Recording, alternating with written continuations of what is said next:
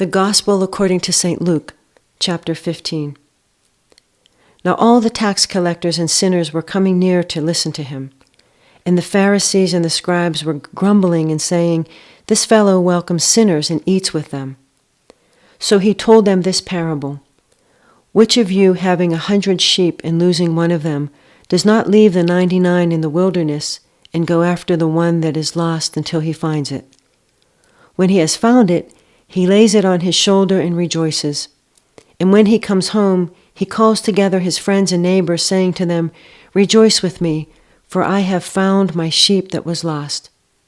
Just so, I tell you, there will be more joy in heaven over one sinner who repents than over 99 righteous people who need no repentance. Or what woman having 10 silver coins, if she loses one of them, does not light a lamp, sweep the house, and search carefully until she finds it? When she has found it, she calls together her friends and neighbors, saying, "Rejoice with me, for I have found the coin that I had lost." Just so, I tell you, there is joy in the presence of the angels of God over one sinner who repents. Then Jesus said, "There was a man who had 2 sons. The younger of them said to his father, 'Father, give me the share of the property that will belong to me.' So he divided his property between them. A few days later, the younger son gathered all he had and traveled to a distant country, and there he squandered his property in dissolute living.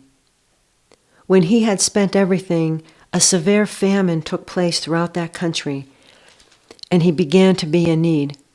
So he went and hired himself out to one of the citizens of the country, who sent him to the fields to feed the pigs. He would gladly have filled himself with the pods that the pigs were eating, and no one gave him anything. But when he came to himself, he said, 'How many of my father's hired hands have bread enough and to spare, but here I am dying of hunger. I will get up and go to my father, and I will say to him, Father, I have sinned against heaven and before you. I am no longer worthy to be called your son. Treat me like one of your hired hands.' So he set off and went to his father.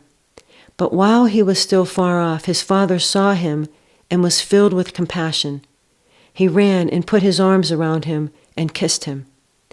Then the son said to him, 'Father, I have sinned against heaven and before you.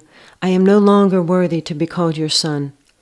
But the father said to his slaves, 'Quickly, bring out a robe, the best one, and put it on him. Put a ring on his finger and sandals on his feet. And get the fatted calf and kill it. And let us eat and celebrate. For this son of mine was dead and is alive again. He was lost and is found.' And they began to celebrate. Now the elder son was in the field, and when he came and approached the house, he heard music and dancing. He called one of the slaves and asked what was going on. He replied, 'Your brother has come, and your father has killed the fatted calf, because he has got him back safe and sound.' Then he became angry and refused to go in. His father came out and began to plead with him. But he answered his father, 'Listen, for all these years I have been working like a slave for you, and I have never disobeyed your commands. Yet you have never given me even a young goat so that I might celebrate with my friends. But when this son of yours came back, who has devoured your property with prostitutes, you killed the fatted calf for him?' Then the father said to him, 'Son, you are always with me, and all that is mine is yours.